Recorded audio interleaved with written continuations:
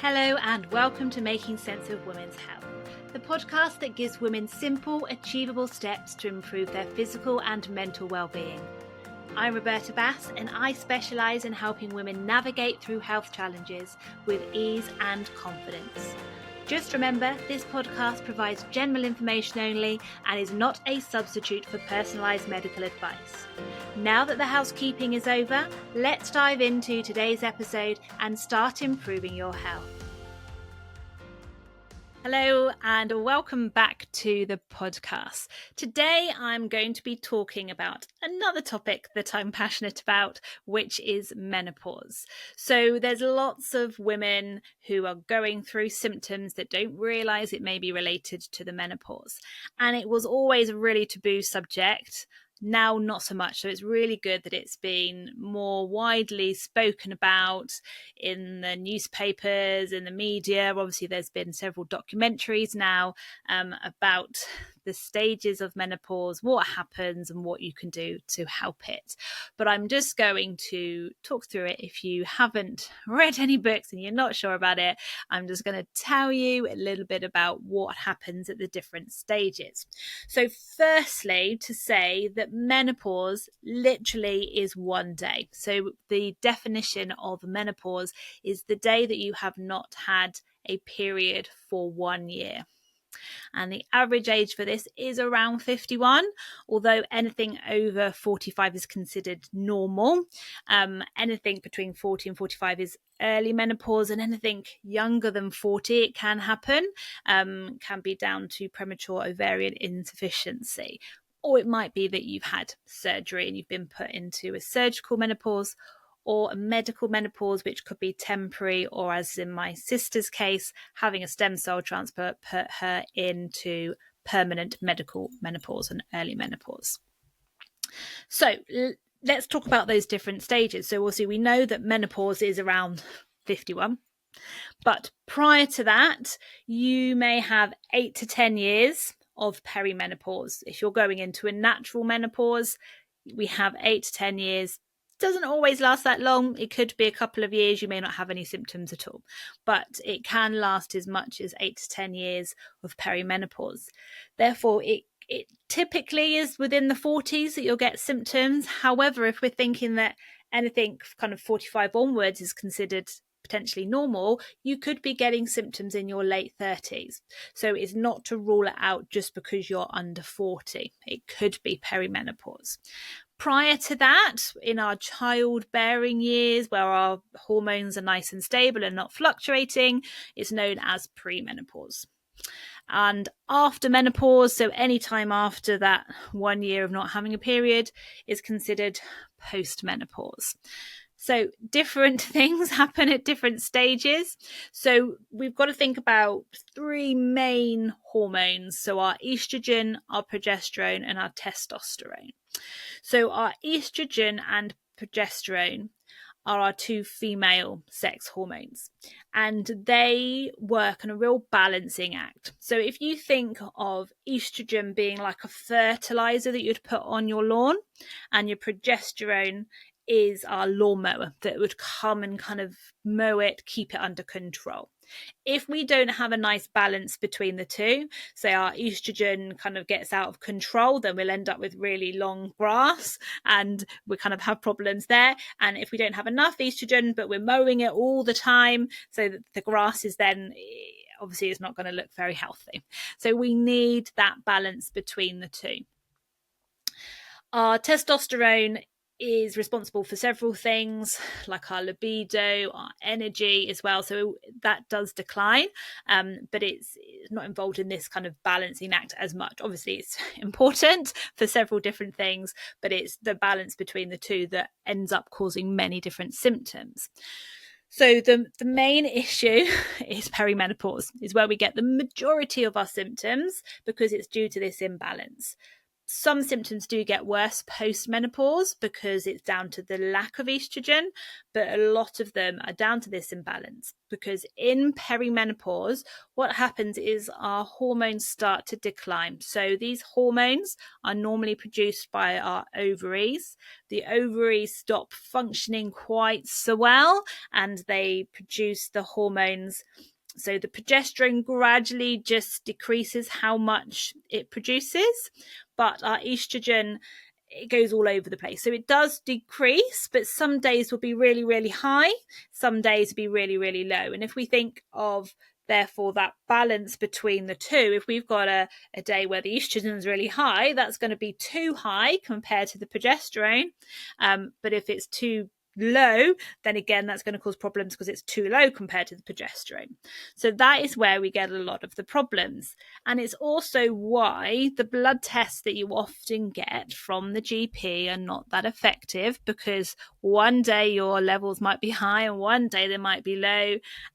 So that's why they're not always that accurate. And it's normally, the diagnosis of perimenopause is usually done by symptoms. It might be that you have blood tests to rule out other conditions, because there are several other conditions that can mimic perimenopause, and it's difficult to differentiate which ones is causing the symptoms, but a blood test could rule out things like thyroid, diabetes. So that's why they'd also do a blood test as well, to rule out those other conditions.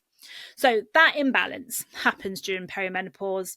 Like I said, that could last 8 to 10 years, could be over within a year or two, depending on what kind of, depends on your own symptoms. Everybody's kind of different.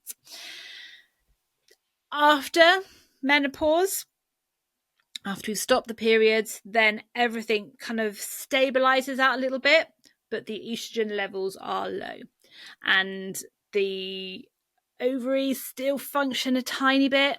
They still produce very low amounts of the sex hormones, but what takes over more of the production is our adrenal glands. So our sex hormones are produced in there anyway, but obviously to a lower extent, but that becomes the main production source of our sex hormones once we've gone through the menopause.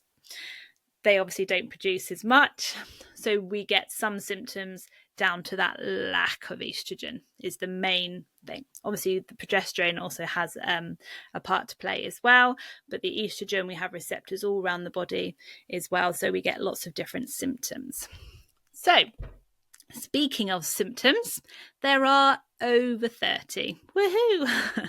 Great. Many of them will improve post-menopause, and some of them, like I say, potentially could get worse. So the list that I'm going to give you is not kind of everything you could possibly get, because there are more and more symptoms, I think, that are being attributed to perimenopause or post-menopause. So there might be some weird and wonderful ones that you're having that other people that also are going through perimenopause also having. So there's got to be some connection there. So one of the well-known kind of symptoms would be hot flushes. So this also goes along with night sweat. So a night sweat generally is just having a hot flush at nighttime, but hot flushes is where we get that sudden flush. The Americans call it hot flashes, so that's possibly more accurate, the fact that it kind of like a flash of heat comes over you, suddenly getting really, really hot out of nowhere, and then often afterwards we then have the chills. So this is because the temperature, our thermostat changes, so we get less of a range from our normal temperature. So in everyday life prior to menopause, we have like this range that we can go through. So if we get too hot, we sweat, we get too cold, we shiver, and we stay within that nice kind of thermoneutral zone. That becomes smaller when we go through the perimenopause, and so just a slight change, like a degree or so, can send you over the edge and cause you to have that sweating. The things that make that worse is stress, alcohol, sugar. We'll kind of go through again a whole episode just related to hot flushes, but most of these symptoms are affected by stress and what we're eating hence the SENSSE method that I've created to manage them. But I won't be going through every single one of these in detail, because this episode would be a few hours long. But I'll come to each of them individually at a later date.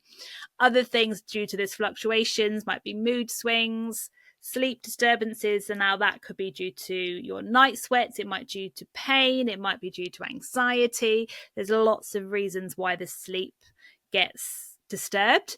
That then can cause fatigue, but then a lack of testosterone and the other hormones can also cause fatigue. Anxiety, irritability, depression, headaches, these are all things that could be related to this fluctuation or low levels. Breast tenderness, that's often due to estrogen dominance. So basically, if the estrogen levels are too high, that can cause tenderness. Heart palpitations, bloating.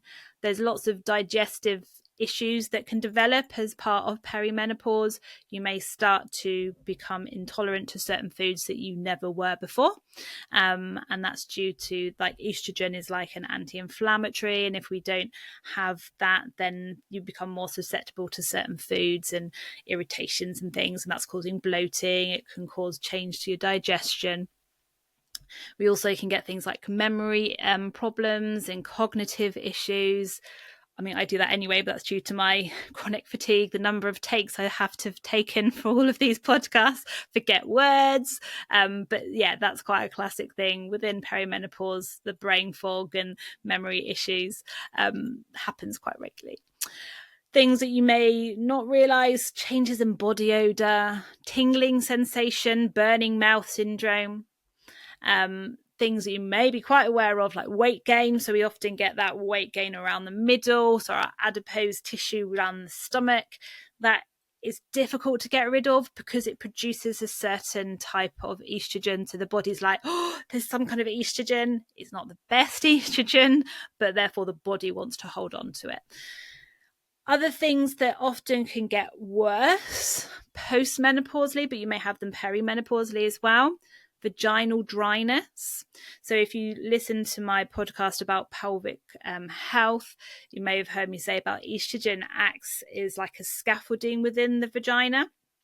So actually we're more likely to get things like prolapses once we're post-menopause, because we don't have that structural support. But also it produces kind of our lubrication. So if we don't have that estrogen, then we don't produce as much natural lubrication, so everything becomes drier. The other things that changes kind of pelvic health wise is the pH changes. So we are more likely to get infections, so urinary infections, vaginal infections. Also the urethra, which is normally like a nice soft pipe that closes on itself, becomes more rigid post-menopausally, perimenopausally, and therefore we're more likely to get things like incontinence as well. Our bone density, I mean, well, that's more after 30s, it gradually decreases, but certainly our estrogen is bone protective. So as soon as our estrogen levels are dropping down, our bone density decreases as well. So we need to make sure that we are exercising to maintain our bone density. Joint pain, so our tendons, our muscles get stiffer, ligaments get stiffer, so we get more issues with tendons and muscles, particularly like our rotator cuff, so shoulder issues, our kind of outside of the hip, we can get problems, Achilles. So there's certain places that are quite common peri and post-menopausally. Our joints themselves as well, the estrogen has an effect on them, be more likely to get arthritis, so wear and tear. We don't have that anti-inflammatory. It changes kind of the makeup of like the fluid within the joints, so that can cause problems as well. Other things: dry skin, thinning hair, loss of libido, so that has an effect of all of the hormones, but also our testosterone as well. We might get pain with intercourse, and that might be due to tight pelvic floor, it might be due to dryness of the vagina. So there's lots of things there. And along with the bone density. If our bone density drops down, then we might end up with osteoporosis. So this is also sometimes called brittle bones, but you're more likely to have a fracture, say if you fall, because the bones aren't as dense and as strong as they once were. We can also have issues with decreased muscle mass. So it's as we get older, generally our muscles decrease in the bulk, but also the strength. This then causes our metabolism to slow down because our muscles actually are metabolically active. So if we have bigger muscles, then actually we burn more calories. But also if we don't have the muscle power or the muscle mass, then we don't have the protection around the joints, and the pelvic floor is affected. So all muscles in the body are affected. That affects our balance as well. And then if we fall, then obviously if we've got osteoporosis, so there's lots of things that can be affected. So this is why the SENSSE method is so important, that we need to address all of the things. Or I'll remind you, if you can't remember from the previous episode, the things that we need to do in order to manage these symptoms. So firstly, subconscious. So our subconscious has a massive effect, particularly things like anxiety and sleep and worries, that we need to change our behavioural patterns. We need to improve our mindset so that we're not just becoming the victim and like that these symptoms are terrible, I'm never going to get any better. And what we need to do is actually think, right, what can I do? How can I make these changes? I need to take control of my own health, that I can improve things and make these things better. Empowerment, so that's me giving you the tools and the education, but also you taking those tools and using them, taking control of your own life and your own health, and also making goals, setting goals, giving yourself some motivation. Nutrition, so particularly for menopause, nutrition is really important, and it is recommended to follow a Mediterranean diet. So you want to have healthy fats, avocado, salmon, things like that, whole grains, a range of vegetables, try and get a rainbow of vegetables, avoid processed foods, avoid sugar, avoid alcohol. I don't drink, so it doesn't affect me personally, but I know people don't like to be told not to drink. But reduce it. If you're a real lover of alcohol and sugar, try and reduce it because it will help improve your symptoms. But there are certain foods that contain some plant estrogens, such as flax seeds. Flax seeds is also great for digestion and if you're constipated. So nutrition is so important. And then we're coming on to our stress management. I mentioned that the adrenals are now our main production house for our sex hormones. It's also thought that the same building blocks for our stress hormones, so our cortisol, is also the same building blocks for our sex hormones. So if we are stressed, we are going to take away some of those building blocks, so we're not going to produce enough of our estrogen, progesterone and testosterone. So if we reduce our stress, then we can produce more of our sex hormones. Also, our stress causes problems with inflammation within the body that causes a lot of those symptoms of menopause to become worse. Sleep. So sleep, as I mentioned in the previous episode, is so important for us to repair our body, make sure that we're kind of, our memory is good and repairing the mind and the brain. So if we don't sleep properly, then again, all of these symptoms are going to be worse. And then exercise for our bone health, improves our things like hot flushes, mental health.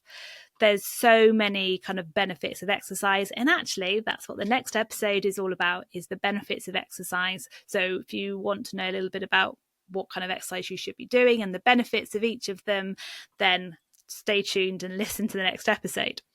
So today has been given a bit of an overview of the perimenopause, menopause and post-menopause journey, and a little bit about those symptoms and how to manage it. If you want more help, I do have a free guide on my website for menopause, so do check that out. I will link that in the show notes, and hopefully you can just take away some of these tips and start improving your peri and post-menopause symptoms. And as ever, if you need any more help, you can always reach out and see if any of my services will benefit you.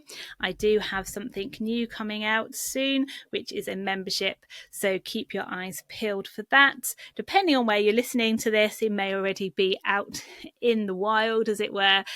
So check out my website and all the details will be on there, and I'll also link them in the show notes. So take care, and hopefully you can come back and join me next time. Thank you for listening to Making Sense of Women's Health. If you have enjoyed today's episode, don't forget to subscribe and leave us a review.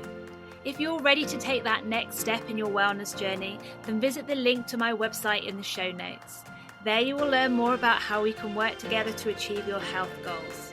Until next time, take care and stay healthy.